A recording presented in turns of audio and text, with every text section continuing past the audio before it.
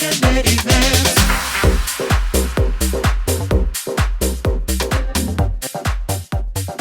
Hello, hello, hello.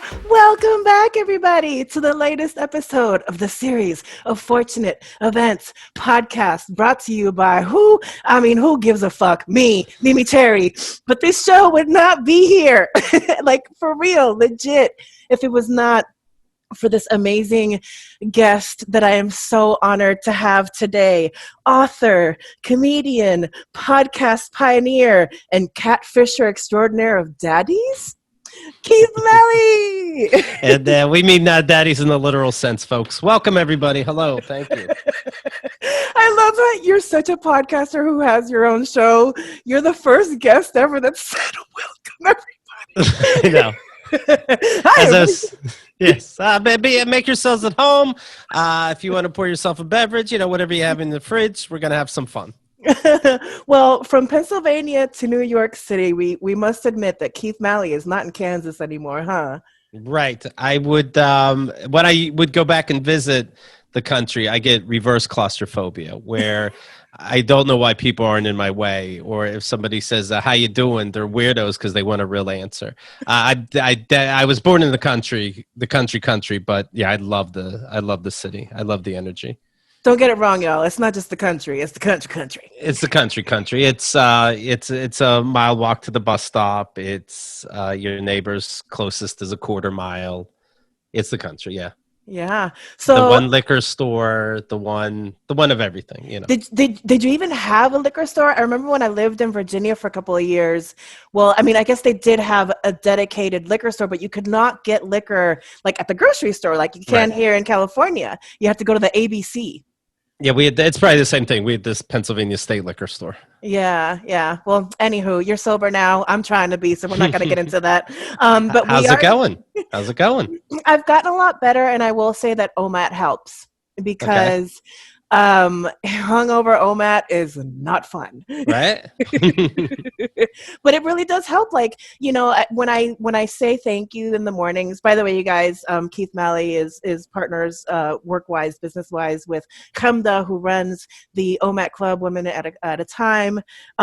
We talked about that on the podcast with her. Mm-hmm. But honestly, it's helped me so much. Starting this new job, a lot of imposter syndrome, a lot of anxiety, a lot of weirdness, and having that tiny little community every morning to check in with and like actually be real. What's imposter syndrome? Like, who are you to do whatever you're doing? Yeah. So I would suggest looking it up. It's something worth reading into, especially if you're going into a space where you feel uncomfortable or anxious about like your space in the room. So basically it's like, who am I to be in this room full of these like super intelligent people that are like better than me? Right. And, I very much felt that and navigated through that at my time at Uber, which was my previous job. Current job, I never say at the time, but, tech company, big tech company. And sometimes it's like, whoa. For example, I was listening to the CEO have an all hands, and he says in passing, this is one of the hardest companies in the world to get to. And I remember hearing that during the Uber onboarding, and I'm just like, fuck, man, this little girl that was running around barefoot in Puerto Rico, 35 years ago, now gets to live this life, which adds to the imposter syndrome, I see. So what did you do for Uber? Executive assistant. That's basically Okay. my day gig. I'm a grown-up handler / babysitter. Because if you drove the cars, I don't think you'd feel like you weren't as good as anybody else, I mean, well, that's a different conversation. Some of those people are pursuing other things, and No, I mean the people that you pick up. Oh, yeah, no. Look at me. I'm like, I still turn into like Chemda sometimes. I'm like, well, no, but actually, right. Empathy. And you're like, I really didn't mean it to be that serious. Easy. Oh, my goodness. So I meant drunks and stuff, but okay. Yeah, no, I'm all thinking about the drivers. So, Mr. Podcast Pioneer, tell me a little bit about your relationship with your co-host, Chemda, who you guys started in a romantic relationship, and this show was basically started to help you get your comedian career off the ground, if we're going to put it into a little nugget. You separated romantically, you continued the business, now you're small business owners. So tell me a little bit about that journey and what you learned from that journey. I think you said everything. So yeah, we started dating, then heard about this technology. I heard it from my brother, coincidentally and separately. Chemda heard about RSS feeds from her brother. It's how people were able to subscribe automatically to newspapers. We knew you can do it. Why couldn't you do it with audio? We started doing that. We did break up, but we loved this quote baby so much that we kept her. And kept going. What have I learned? I don't know. Podcast wise, being more, I guess, more comfortable in my skin. Relationship wise, thanks to Chemda, to be more in touch with my emotions and say, things that I'm feeling, and not to be embarrassed about whatever. Nothing really is popping into my mind, but I know it obviously leaks into the podcast in a good way. Yeah. Did we just have a gender reveal for the podcast? I It's love a how you girl. called it. It's a girl, and it knows it, and it's never changing. It's just that's what it wants. Well, speaking of journeys in progress, I also remember, Keith and the Girl was the third podcast I ever listened to. Okay. It's the only one that I listened to from back then. It was during the Dawn and Drew era. Yes, And they mentioned... They had a couple. They were a couple. So this is early 2005. They're one of the only podcasts, so people knew them, and then we heard them, and I found it so offensive that I knew we had to do this.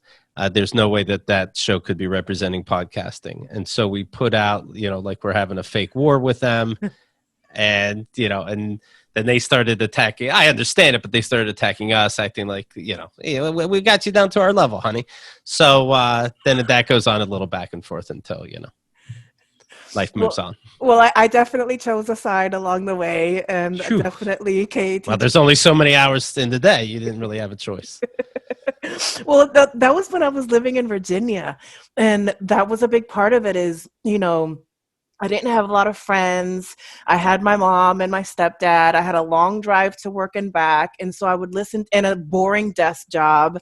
And so, I was one of those people that was just like, give it to me. Put it in my ear. Yeah, I remember Don would just, to me, maybe it's because I was the guy, I was just hearing her yell at him. He was more chill. And then there'd be a delivery at the door, and they'd answer it in real time. Like, we have any idea what's going on? Dogs are barking. I'm like, no, this new technology could be amazing. No, I do not allow it. Respect yourselves more Respect than that. Respect it, right. Well, so you've gone from being, part of a wheel on the iPod, this little thing called podcasting, to now Spotify having Times Square banners. Right. And when I had Chemda on, I said, there is no Joe Rogan, there is no Joe Budden, there is no now Charlemagne the God starting his podcast, Mini Empire. None of them exist without Keith and the Girl.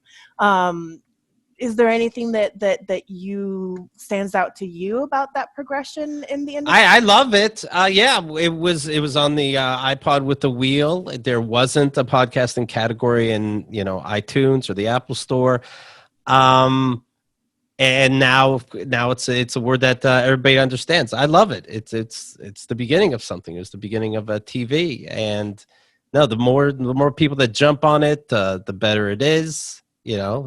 I just don't need shows where you answer the door in real time.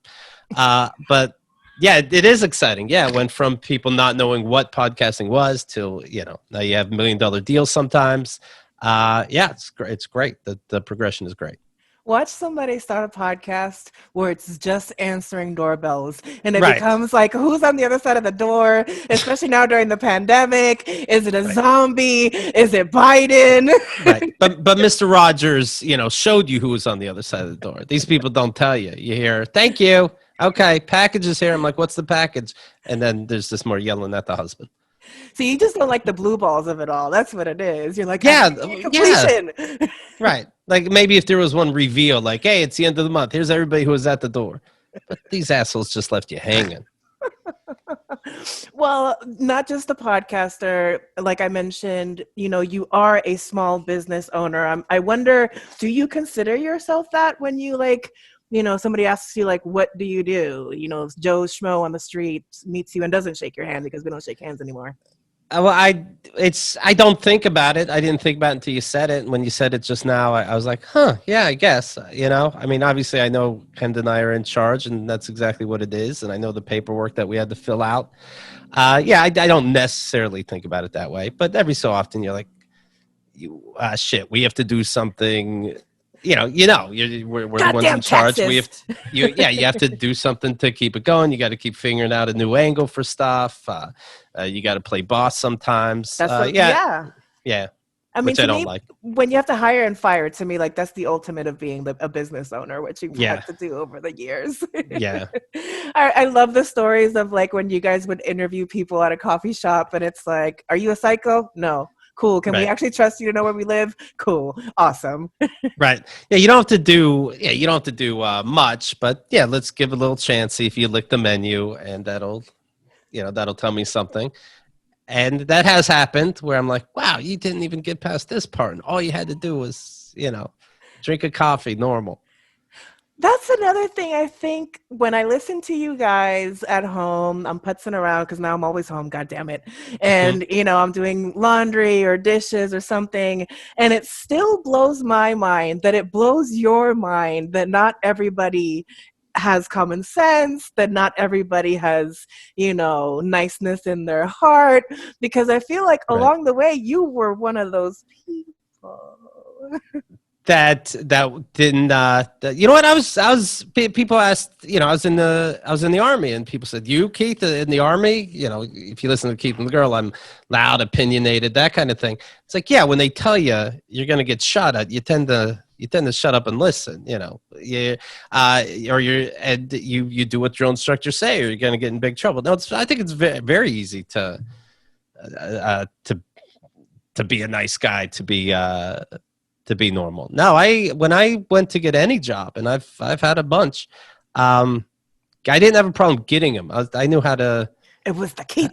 be normal. I don't understand how. Let's say we have Rite Aid here, Dwayne Reed, that kind of thing, and big drugstores, and you try to ask for something, some kind of help, and it's mumbling and it's literal drooling. It's like, how did your interview happen? How the fuck? Who was the first zombie? Speaking of zombies, that got hired, that hires others. How did this happen? How did you get a job? I tried to get a job once. I was in a bad place. I tried to get a job at a Rite Aid. I fucked up because I had a resume. And I love the qualification. I was in a bad place, you guys. Right. I normally would not be applying. Right. Well, you've spent 15 years working alongside dear Chemda, who along the way, bless her heart, taught you that emotions are a thing, feelings are a thing. First of all, how many feelings are we up to that we know about? There's 4. There's not as many feelings as people act like. There's a couple feelings, and then there's more of that or less of that. But I know happy, anger, sadness. Spot me one. Disappointment, sadness. See, then it becomes They're not a trick. the same thing. They're not the same thing. Well, I'll let you know when I figure that out. I can be sad that my dog died, and I can be disappointed that I didn't get a job. Those are 2 very different feelings. I don't know. I would just be sad for both. I just stumped you. Neither are happy, Well, no, they're not. But I guess, hopefully along the way, I feel like you went from black and white. Is disappointment and sadness both a purple one? They're in the family. All right. Okay, so if we're gonna think maybe if it's like fauna, flora, etc. Like I guess but then under fauna you have birds, you have reptiles, and then under that you have a peacock, you have a lizard. But how is it working out? All these feelings you have? Sometimes it got me my job. Okay. It's part of what makes me really good at my job, and I get paid pretty well for it. So that's one of the good things about having feelings. I feel like it adds to my art. I feel like I'm not always happy that like suddenly my body will want to tear up to some random commercial. I'm like, God damn it, Right. why?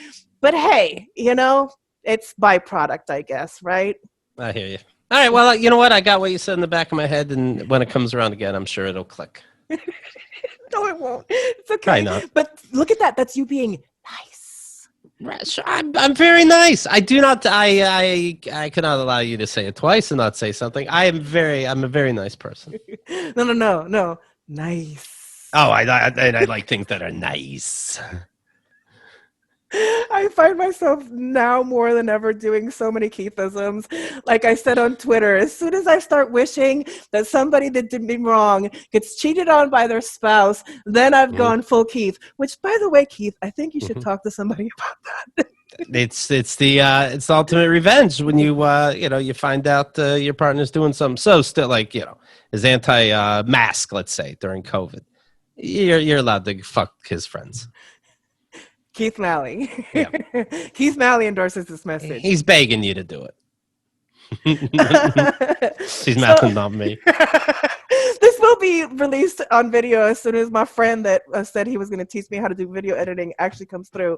But it will happen one of these days. The YouTube channel will be coming out, but the audio will be out very soon. So you will see this after you hear it. Speaking of hearing and seeing things, actually, no, worst transition ever. Well, anyway, it's good to know that you're listening to this now, audience, and it'll be out soon. So now you know that. It adds to you're Right. watching that you're hearing the sausage be made. Right. And you're here. Okay, so let's continue you being here, audience. Okay. And thank you. Are you All right. listening still? Awesome. Okay, now what was your trick? Speaking of what? Huh? Okay, you are getting this train off the tracks, sir. All right, I'm I'm not ready. going to let you do that. So something that I talked about with Chemda. Okay, serious. Something I talked through and with Chemda about is this concept that I read about in a book, growth through trauma. So like basically this idea of like people have post-traumatic stress. Well, how about post-traumatic growth? And I bring that up to say that I feel like that might be what's happening with you and your daddy issues show in Keith and the Girl VIP. What do you think? Do you think that it's you trying to do some growth post-trauma through trauma? I think it's just happening. I think it's mostly subconscious for me, and it just happens. Like, I never respected my dad. So when a little over a year ago on my birthday, he writes to my ex-wife and says, "Hey, what happened to that wedding?" And then I take over and pretend that I'm her because we still talk. She showed me the email. I pretend I'm her, and he starts flirting with her / me. I start realizing, he's. I knew he was like a dork and lame, and wanted you to think he was more than he was, but I didn't know how disgusting he was. And to find that out and then talk that out and finally tell him, which I did recently, that's it. You're so much of a joke. Get the fuck out. I gave you a chance to come clean.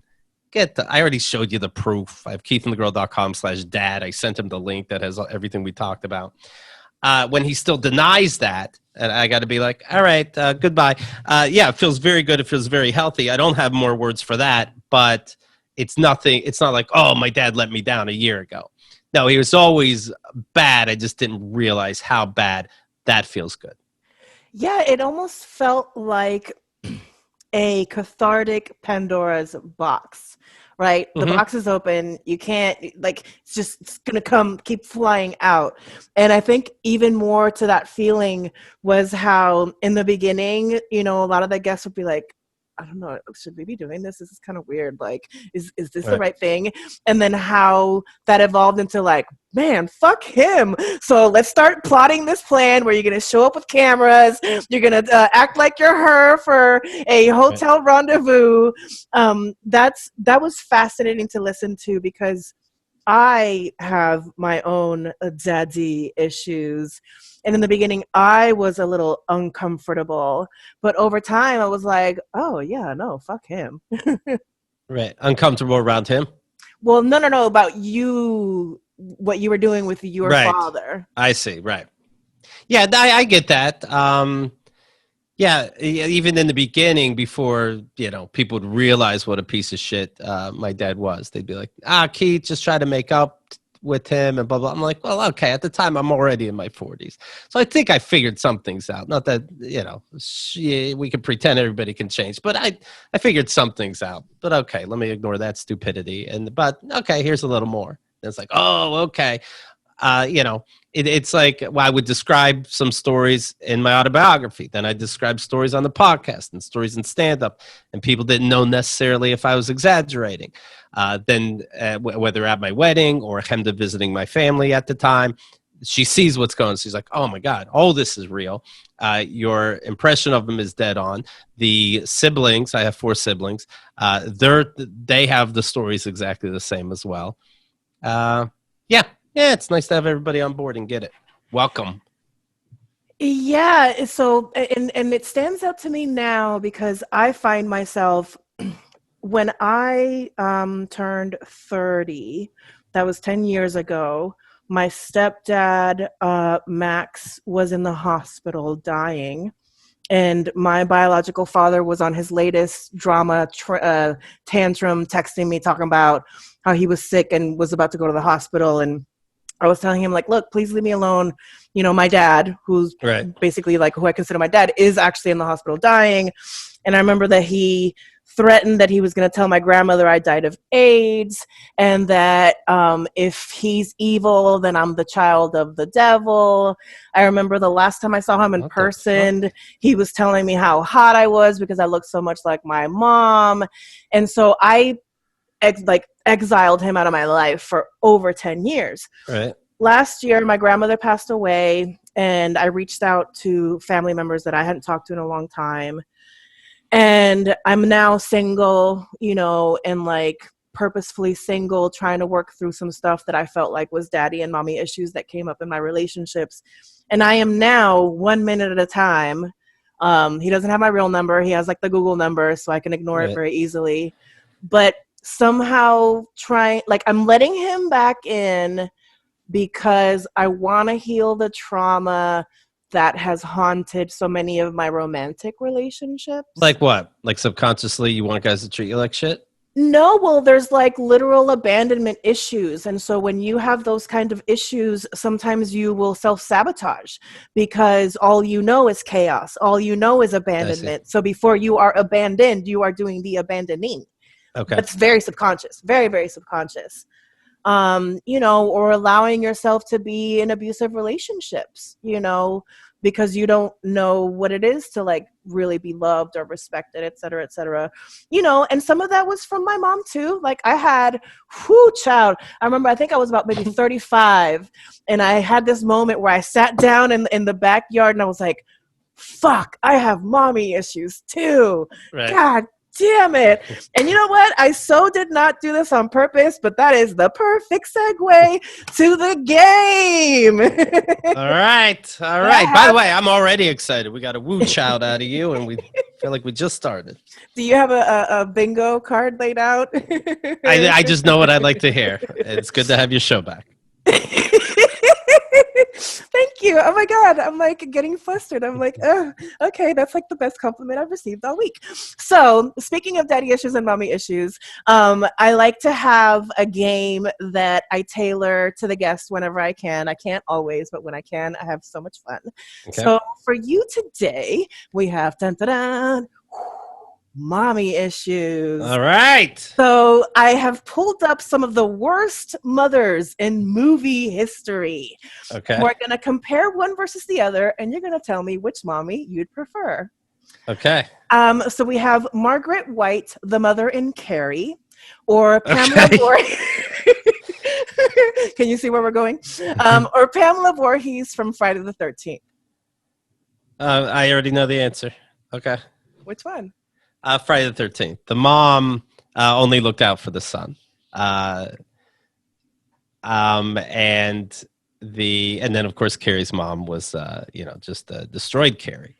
I'm not saying Mrs. Voorhees was the greatest mother, but yeah, she wanted, and she didn't protect her son in the way that, as I remember it from the documentaries, like like the movie Psycho, where he didn't. Documentary. And where in Psycho, dressing the boy up like a girl, berating him, etc. She was just doing murder behind the kid's back.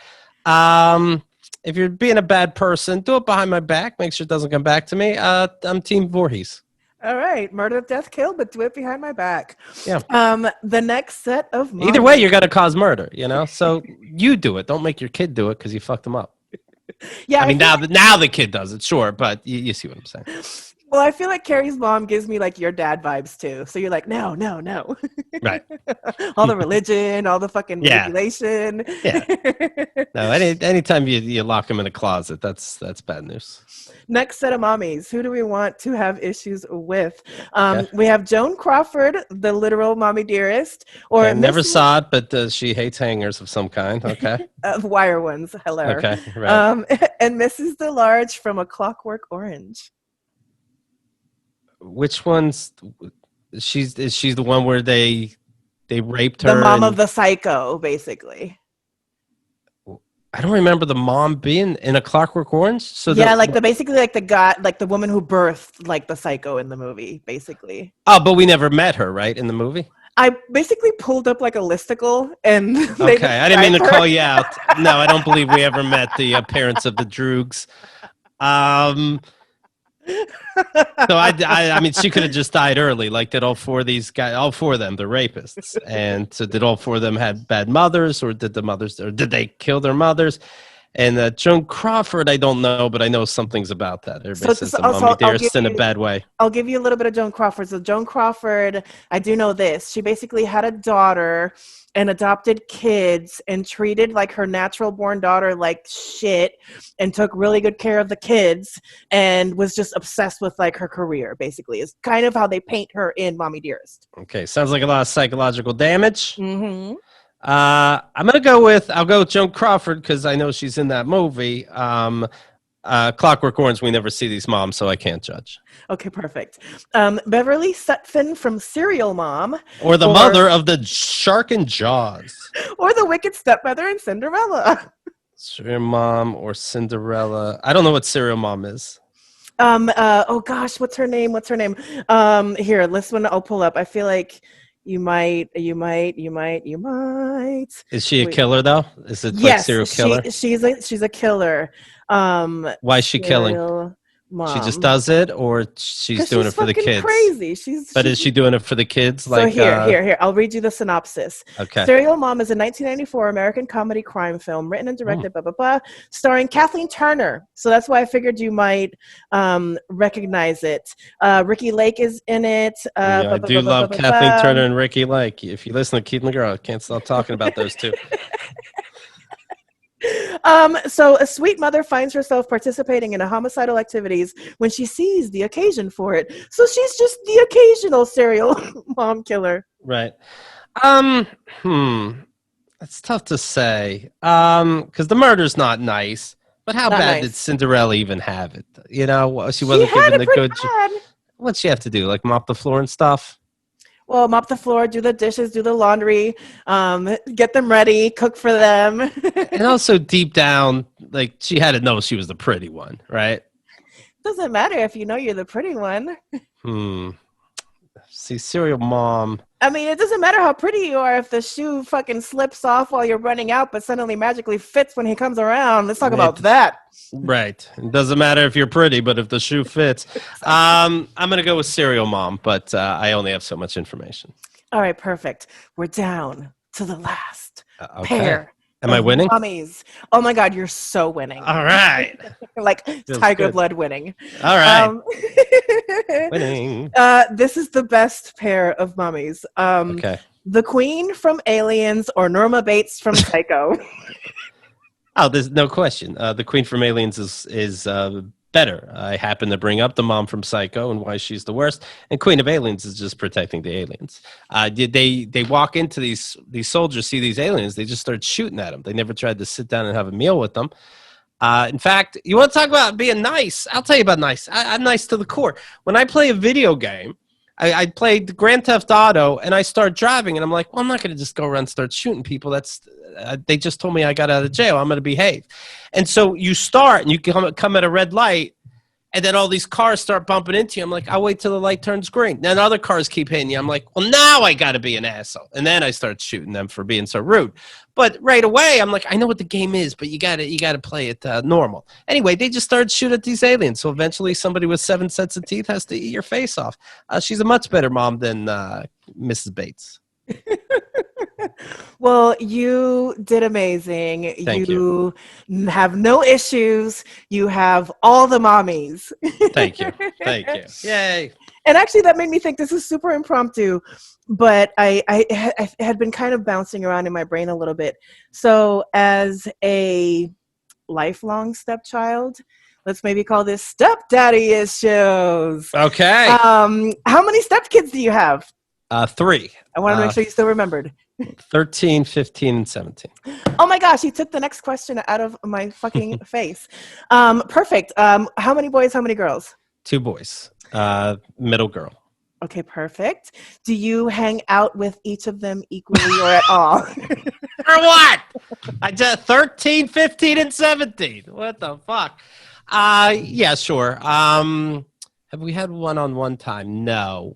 In their house, we don't go out much because of COVID.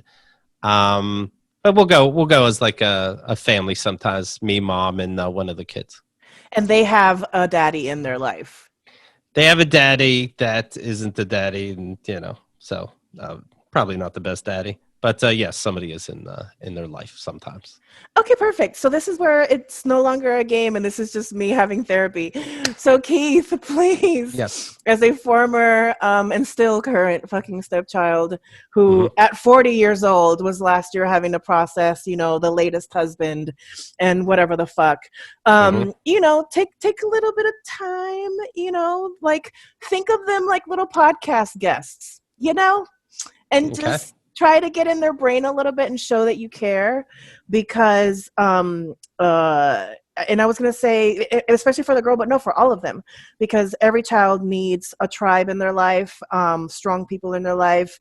If anything, you're a blessing in their life. Duh. And so, like sprinkle some blessing juice over them. Don't just like threaten to yell at them and fucking lock them out of the house. Well, I want to be clear. I'm not sprinkling juice on any of them, but yes, I am somebody they can talk to.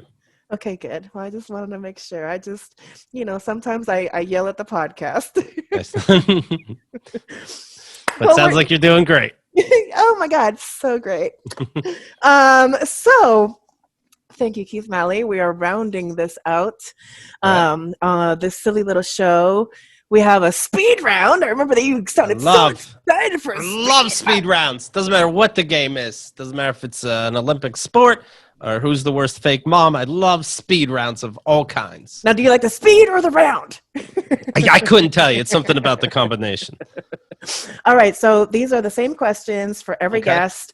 They were originally themed around drag performers, but I have found it fun to mold them to any kind of performer or person that comes on the show. Yeah. So how long does it take you to prepare for a podcast?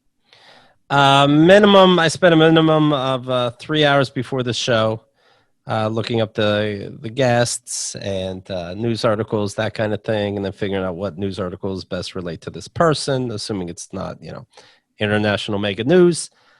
But then throughout the day, I'm always collecting things. I'm always screenshotting some article or, taking a note of some kind, but a minimum of 3 hours that day. Yeah, I find myself doing the screenshotting now because of the spinoff, Fortunate Rants, because it's very topical. Right. So yeah. Tips for podcast fans. Disable the buzzer on your door.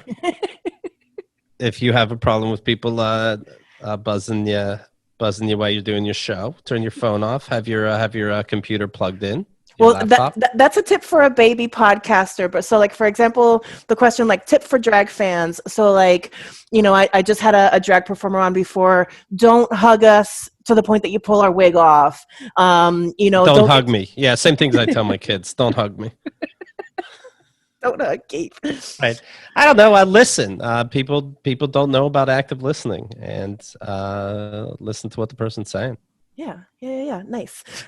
Who is your favorite podcaster, not counting Chemda? You. Oh, stop it. No, Well, you got to you give me a happen to real catch. answer. Well, you know what? I don't find myself having much time. I listen to Andrea Allen's show, Hot Mess Comedy Hour. She works with us and does a great job on that. That's her own show, but she does a great job Yeah. with her partner Emily. Yeah, they've both been on this show twice. Right. I hate listen to Dennis Miller. Okay. But that's about it. I just find I don't usually have the time. Nice. Right. So, but go I do. It goes with the other question. What would you do as a how to be a good podcaster? I'll tell you how to be a good guest. I've never been on a show and not heard that show more than one episode, and I notice a lot of people do that. And over 15 years, we've had people on our show not know what show they're on. Yeah. They ask to be on. They don't know what show they're on. They're shocked that we get very personal. Yeah. And then, of course, that just looks stupid for them, or we have to flat out ignore them and take over the show ourselves, which I have no problem doing or feeling bad about. The easiest tell is always like, shit, fuck. Oh, can I curse? Like, oh, you really didn't hear, huh? Right. Like, I know you do the speed round. I know that you compare it to how you would interview drag queens. I know when you say, what's the rose and thorn of the blah blah blah, but then you have the people that play themselves like, oh, speed round, what is it? Like, well, obviously she'll walk you through it if you just shut the fuck up. Yeah, people do play themselves. They do, Keith Malley, all over the world and all the time. A tip for the everyday person as a podcaster. So, like, what have you learned as a podcaster that somebody could apply to their everyday life? Active listening. Don't think about what you're going to say next because you don't even know because they're going to say something different. That's the biggest one that I think you can apply to your normal life. Care about what you're saying. If you're doing a podcast, you give a fuck, or you're not going to be engaged. And when you're talking to somebody, don't mess with small talk. Say, ask something you give a shit about. Yeah. Don't waste everybody's time. And if you give a shit, let us know how many's. Right. You listen to music at the beginning of each show before you get going. What's the favorite song out of like your pre-show mix? Well, sometimes we'd play nondescript music like bands, where there aren't lyrics. It's a band starting out, and so they give you this stuff that you can play and either pay a small amount or nothing, and they don't care either way. And then I do wonder, like, I bought something, and they're like, Doug, we got $2.30. We got to bring the band back. It feels a real song. I think they dig it. When it comes to actual songs, it's whatever the latest thing is that I have. I mean, it could be an old song, but whatever I'm hearing lately that I love, it's on repeat 62 times. Has WAP made it into the rotation? It's not. I love the idea, but no, the song has not made it into the rotation. You're like, it has, but not the song. Yeah, I'm all for wet pussies everywhere. That's fantastic. Not as wet and gushy as you can get. Hello, drip much? Hello. Last question. Yes. A speed round. Best gift from a fan. You painted a picture of Chemda and I's logo. That was the best gift ever. I love seeing it in the background of pictures. Mm-hmm. Yeah, it's cool. So this is when you get to tell me how much of a amazing fan I am. No. I think you're great, and I love the picture, and the greatest all around. Keith Malley, you're a prince among thieves. Or wait, are you a thief? Huh? Who knows? One of those two. Oh, thank you. I appreciate you so much. Where can the people find you on the social medias? It's personal. Anywhere you look, you'll see Keith and the Girls. Subscribe to that. It's either Keith Malley or Malley Keith, and same thing with my partner Chemda, Chemda. But Keith and the Girls, the website, that's social media. Say hi if you like what you see. Send us an email. We appreciate that. That's it. It's great to see you. Thank you. All right. Well, this is when we say goodbye. Hope you enjoyed the show. Stay safe. And like I keep saying, I'm not telling you who to fucking vote for, but God damn it, vote. Biden, I'll tell you. I'll tell you. I think that's fucking things up. Nobody's telling nobody nothing. It's not Trump. It's very clear. Thank you. I'll say it. I'll let you say it, Keith. I love you, Keith. Bye. Thank you. Bye.